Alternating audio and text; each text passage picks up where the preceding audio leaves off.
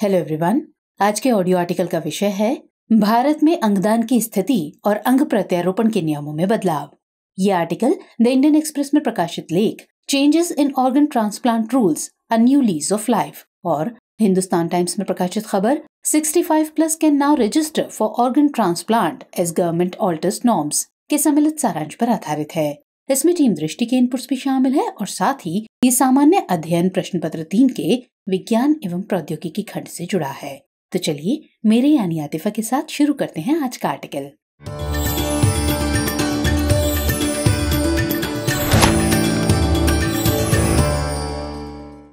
हाल ही में स्वास्थ्य एवं परिवार कल्याण मंत्रालय ने राष्ट्रीय अंग प्रत्यारोपण दिशा निर्देशों में संशोधन किया है।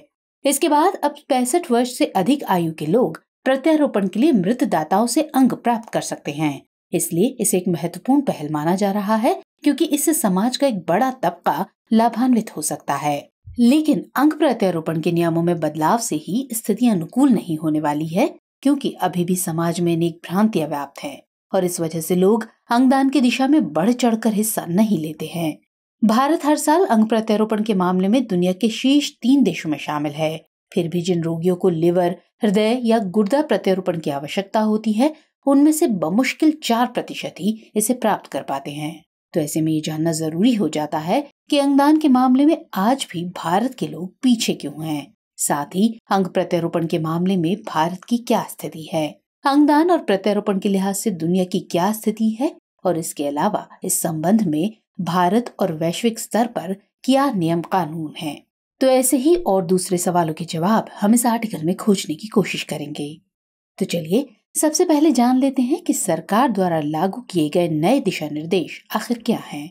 अंग्रेजी में एक कहावत है, don't take your organs to heaven, heaven knows we need them here, जिसका हिंदी तर्जुमा है कि अपने अंगों को अपने साथ स्वर्ग लेकर मत जाइए, स्वर्ग से ज्यादा उनकी जरूरत यहाँ है। ऐसे में सरकार अंगदान के महत्व को और व्यापक बनाने के लिए एक राष्ट्र एक नीति लागू करने जा रही है, जिसकी दिशा में सरकार ने नए दिशा निर्देश लागू करके अपना पहला कदम बढ़ा दिया है। केंद्र सरकार अंग प्रत्यारोपण के लिए एक नई राष्ट्रीय नीति बनाने की दिशा में मानव अंग प्रत्यारोपण संशोधन अधिनियम 2011 के नियमों में बदलाव करने की योजना बना रही है। इसका मकसद राष्ट्रीय स्तर पर अंग प्रत्यारोपण के लिए एक ही मानदंड लागू करना है, क्योंकि अभी देश के अलग अलग राज्यों में अलग अलग नियम हैं जो पीड़ितों के लिए कई बार कष्टकारी साबित होते हैं। ऐसे में सरकार इस दिशा में आगे बढ़ना चाहती है ताकि देश के किसी भी कोने में कोई भी अंग प्रत्यारोपण आसानी से कराया जा सके। उल्लेखनीय है कि स्वास्थ्य राज्य सूची का विषय है और ऐसे में केंद्र के कानून को लागू करने को राज्य बाध्य नहीं होंगे, लेकिन केंद्र सरकार का उद्देश्य मानव अंगों की प्राप्ति हेतु सुधार और अधिक न्याय संगत पहुँच के साथ साथ शवदान को बढ़ावा देना है। ऐसे में केंद्र सरकार ने अंग प्रत्यारोपण की प्रक्रिया को सरल और सुलभ बनाने की दिशा में आगे बढ़ने का फैसला लिया है, जिसके तहत अब अंगदान और उसका प्रत्यारोपण देश के किसी भी अस्पताल में कराया जा सकता है। भारत सरकार ने मूल निवासी प्रमाण पत्र की बाध्यता को हटाते हुए आयु सीमा की बाध्यता भी खत्म कर दी है। अंग प्राप्त करने के लिए अब जरूरतमंद रोगी किसी भी राज्य में पंजीकरण करा सकते हैं। सरकार ने नए दिशा निर्देशों में ऊपरी आयु सीमा की अवधि को भी हटा दिया है।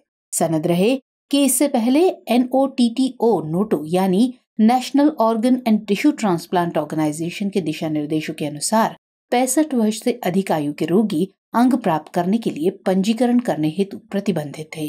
इतना ही नहीं, अब सरकार ने पंजीकरण के लिए शुल्क लेने की भी मनाही कर दी है। इसे गरीबों के लिए एक हितकर फैसला कहा जा सकता है। आपको बता दें कि नोटो भारत में अंगों एवं ऊतकों के दान और प्रत्यारोपण के लिए खरीद, वितरण और पंजीकरण हेतु अखिल भारतीय गतिविधियों के शीर्ष केंद्र के रूप में कार्य करता है। इसकी स्थापना नई दिल्ली में स्थित स्वास्थ्य सेवा महानिदेशालय और स्वास्थ्य एवं परिवार कल्याण मंत्रालय के तहत की गई थी। गौरतलब है कि यह अधिनियम मानव अंगों को अलग करने तथा इनके भंडारण के लिए विभिन्न नियम निर्धारित करता है। इसके अलावा मानव अंगों के व्यावसायिक उपयोग पर रोक लगाने के लिए ये चिकित्सकीय उपयोग हेतु मानव अंगों के प्रत्यारोपण को भी विनियमित करता है। ऐसे में अब हम बात करते हैं सरकार द्वारा लागू किए जा रहे नए दिशा निर्देशों के बारे में। इसके अलावा भारत में मानव अंग अधिनियम 1994 के माध्यम से प्रत्यारोपण को अधिनियमित किया जाता है। यह अधिनियम अंगदान की अनुमति देता है और मस्तिष्क की मृत्यु की अवधारणा को वैध बनाता है। इसके मुताबिक अंगदान सिर्फ उसी अस्पताल में किया जा सकता है जहां उसे ट्रांसप्लांट करने की भी सुविधा हो। ये अपने आप में बेहद मुश्किल नियम था, क्योंकि इस नियम से दूर दराज के इलाके के लोगों का अंगदान तो हो ही नहीं पाता था। इस समस्या को देखते हुए सरकार द्वारा 2011 में इस अधिनियम को संशोधित किया गया। नए नियम के मुताबिक अंगदान अब किसी भी आईसीयू में किया जा सकता है।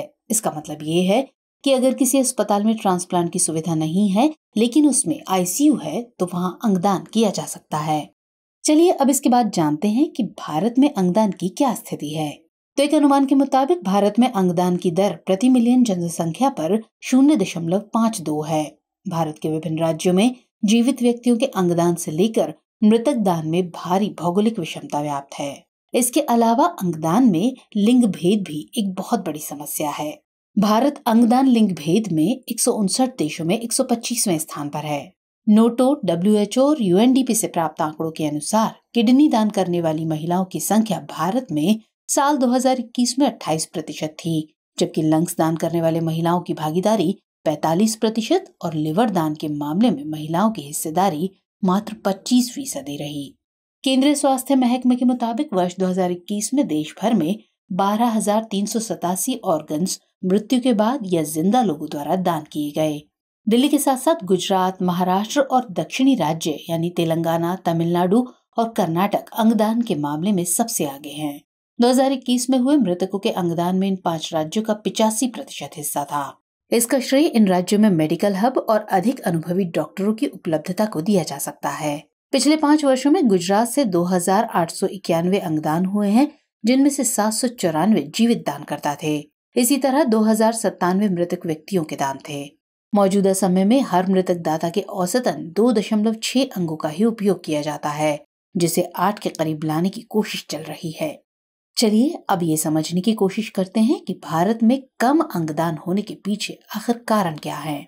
ऐसा माना जाता है कि अंगदान करने के लिए उम्र की कोई सीमा नहीं होती है। यही वजह है कि भारत में अंगदान की अपार संभावनाएं हैं। फिर भी आज के समय में अंगदान बहुत ही कम होता है। दरअसल इसकी वजह भारत में अंगदान से संबंधित कई चुनौतियों का होना है, जिसमें सबसे बड़ा कारण समाज में अलग अलग तरह के भ्रम या अंधविश्वास का प्रचलित होना है। जैसे कि कुछ लोग समझते हैं कि अंगदान के बाद उन्हें मोक्ष की प्राप्ति नहीं होगी। इसके अलावा एक अन्य चुनौती अंगदान की पूरी प्रक्रिया से संबंधित शर्तों के पालन करने से है। दरअसल भारत में अंग प्रत्यारोपण का पूरा कार्यक्रम the transplant of human organ act 1994 के तहत किया जाता है।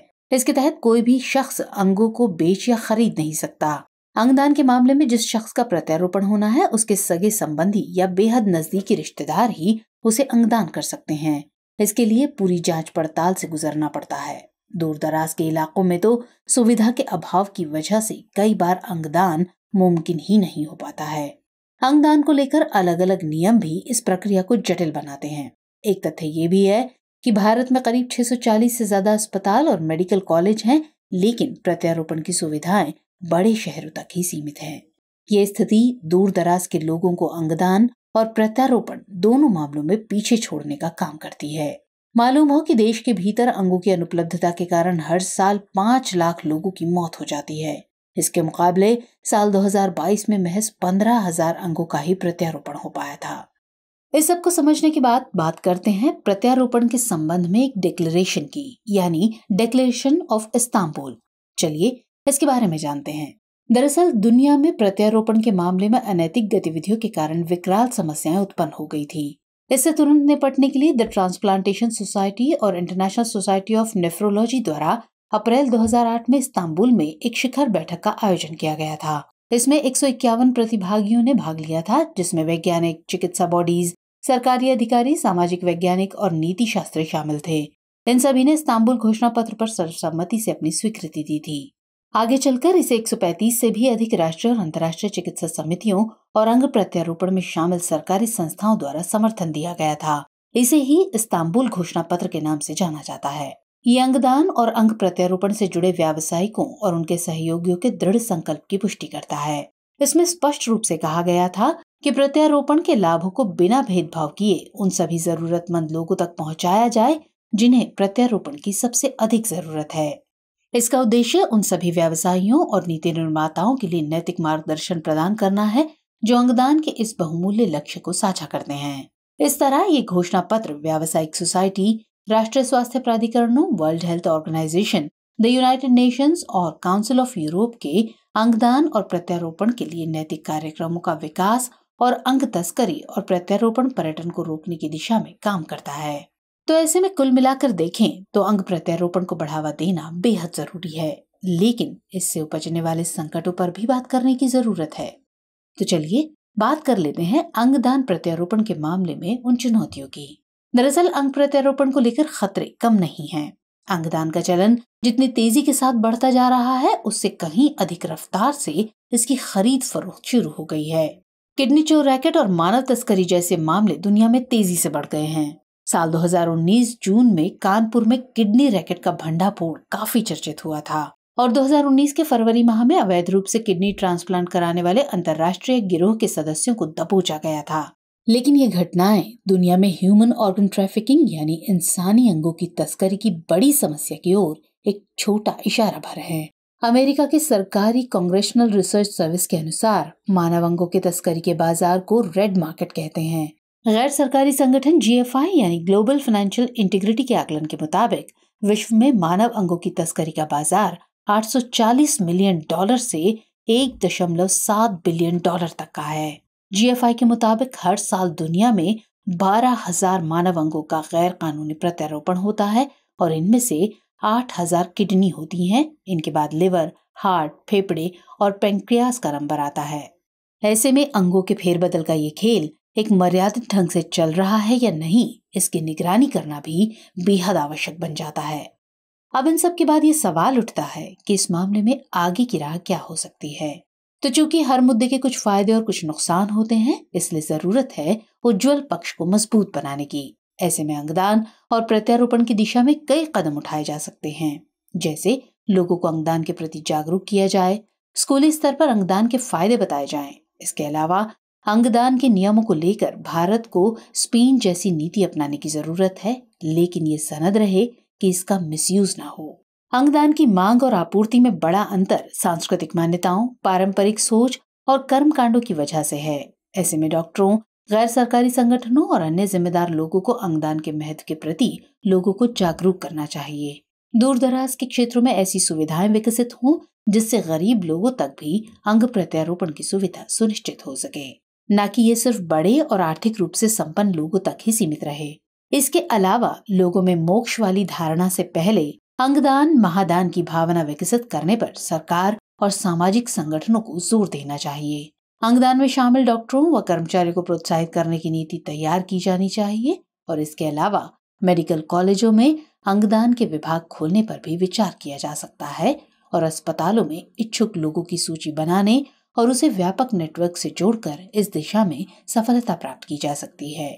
तो कुल मिलाकर लोगों की जान बचाने के लिए जरूरत और उपलब्धता के बीच की खाई को पाटना बेहद जरूरी है और इसके शुरुआती तौर पर सिर्फ 2 ही उपाय दिखाई देते हैं, जिसमें पहला अंगदान के लिए लोगों को प्रोत्साहित किया जाए और दूसरा स्तंभ कोशिकाओं यानी स्टेम सेल के जरिए अंगों का उत्पादन बढ़ाया जाए। चलिए अब नोट कर लीजिए आज का सवाल। भारत में अंगदान की स्थिति का वर्णन करते हुए संबंधित चुनौतियों को उजागर कीजिए। साथ ही अंगदान को बढ़ावा देने के लिए तार्किक उपाय भी सुझाइए। तो आज के एपिसोड में इतना ही, लेकिन जाने से पहले आप सभी को दृष्टि परिवार की ओर से होली के पावन अवसर की हार्दिक शुभकामनाएं।